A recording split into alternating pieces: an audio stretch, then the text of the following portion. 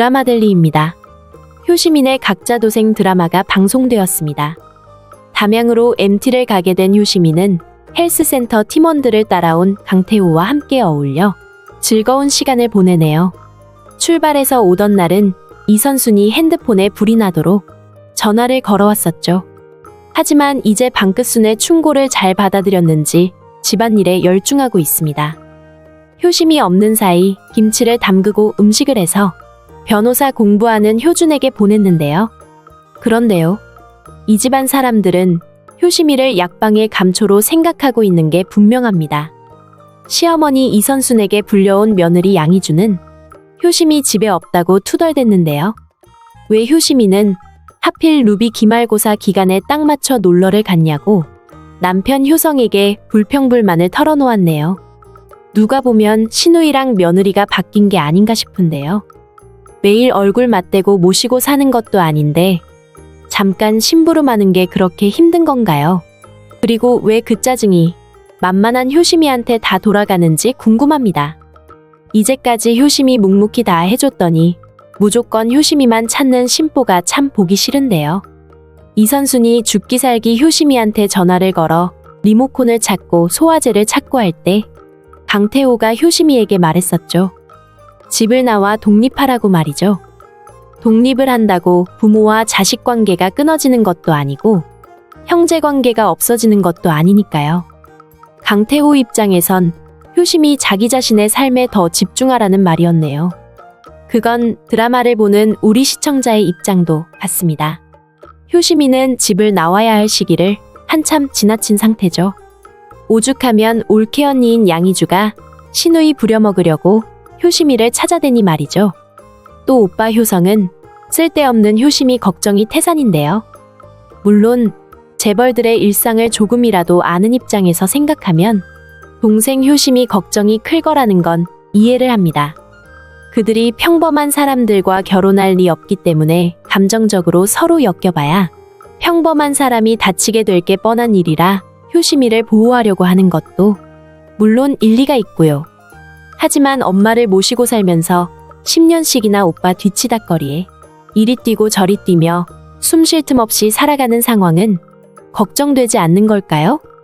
가족들이 매일매일 새로운 걱정거리로 소란스러우니 남자친구 하나 없는 효심이인데요. 나이가 어린 것도 아닌데 정상적으로 연애도 하고 사랑도 하면서 그 또래의 다른 친구들처럼 살아가도록 해줘야 맞는 거 아닐까요? 오빠라는 이유만으로 효심이에게 이래라 저래라 하는 건 참 답답하게 느껴지네요.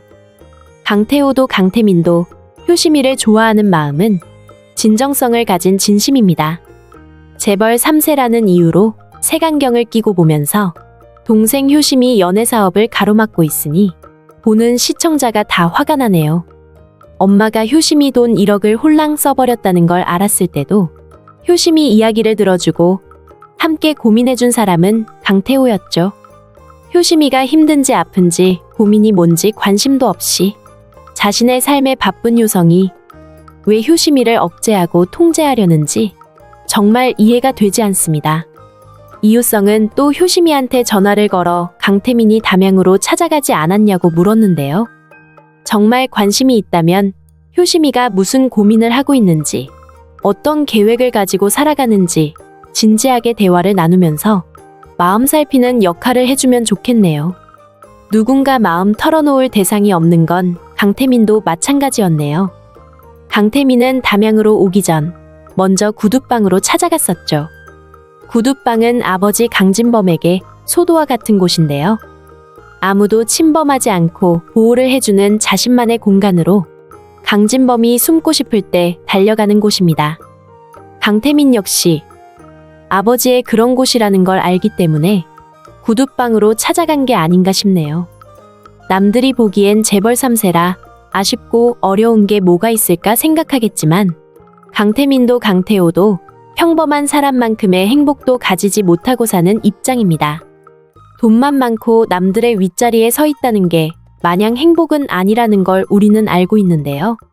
하지만 자신의 욕망만을 향해 여기까지 달려온 장숙향 입장에선 그런 걸 이해할 수 없을 것으로 보이네요. 장숙향은 자신이 원하는 걸 쟁취하기 위해 남들의 어떤 희생도 불사하는 사람입니다. 강진범이 어렸을 적 버릇을 못 버리고 뭔가 문제가 생기면 자꾸만 집을 나와 구둣방에 숨어버리는 것도 장숙향과 연관이 있을 수 있는데요. 강태민은 어려서부터 자신이 뭔가 잘못하면 아버지 강진범이 할아버지한테 혼나는 게 싫어서 뭐든 다 잘하기 위해 노력하며 살아왔다고 했죠. 그런 아들의 고충 같은 건 안중에도 없는 장숙향입니다. 이 정도까지 오기 위해 내가 얼마나 많은 걸 견디며 온 줄 아냐고 더 큰 소리 치는 사람인데요. 이제는 최명희에게조차 큰 소리를 치며 자신의 욕망을 그대로 드러내더라고요. 장학재단을 만들어 강태호를 앞세우는 TV뉴스를 보고 최명희가 결국 장숙향에게 전화를 걸었었죠. 최명희는 장숙향과 강진범이 왜 그러는지를 너무도 잘 알고 있는데요. 장숙향과 강진범은 장학재단의 돈은 다른 식으로 유용하고는 그 일에 대한 책임을 지워 강태호를 감옥에 집어넣을 궁리를 하고 있는 중입니다. 강태호의 아버지와 그 엄마를 교통사고로 죽여놓고도 조금의 양심의 가책도 없이 더 큰 욕심을 채우는 데만 관심을 가지고 있는데요. 99개 가진 사람이 100개를 채우기 위해 1개 가진 사람의 것을 빼앗는다는 옛말이 장숙향에게 딱 어울리는 말이 되겠네요. 더구나 장숙향은 누구에게도 떳떳한 입장이 아니죠. 강태희를 만난 염전무의 대화를 보니 강태민도 강태희도 친아버지는 따로 있는 게 아닌가 짐작이 되는데요. 장숙향이 방직공장 경리였던 시절 염전무는 그 방직공장 공장장이었다고 하죠.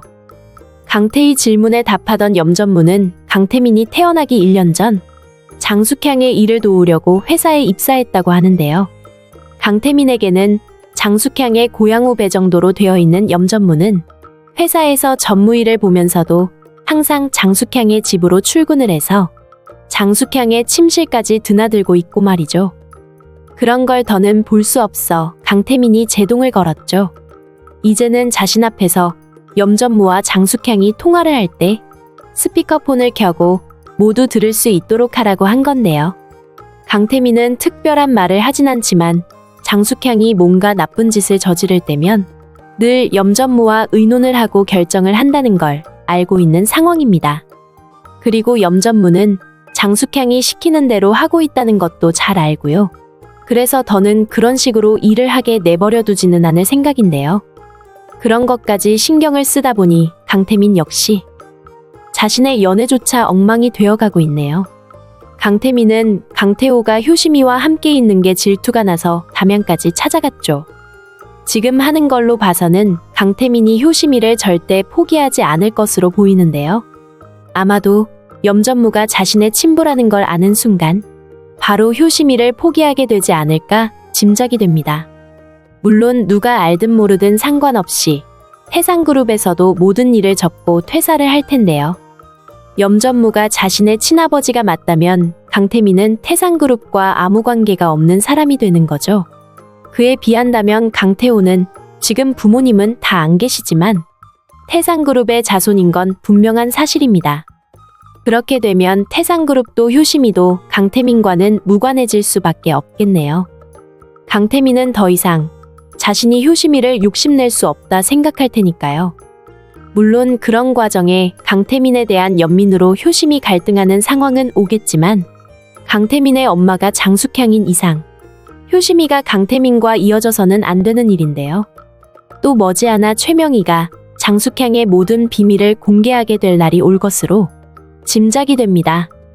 저지른 일들이 밝혀지면 장숙향과 강진범 집안은 쑥대밭이 될 거고요. 아마도 그 대가를 치르면서 드라마가 결말이 나게 될 텐데요. 어쨌든 효심이 입장에서는 지금이라도 빨리 집을 나와 또래의 다른 친구들이 살아가듯이 가족이나 집안 걱정에 시간을 보내는 게 아니라 자기 자신을 위해 고민하고 또 꿈을 꾸면서 그렇게 살아가면 좋겠네요. 물론 그 과정을 강태호가 함께 해주지 않을까 예상이 됩니다. 효심이 무엇보다 자기 자신을 보살피고 위하는 삶을 살아가길 기대하겠습니다. 드라마델리였습니다. 재미있으셨다면 구독과 좋아요 부탁드릴게요. 감사합니다.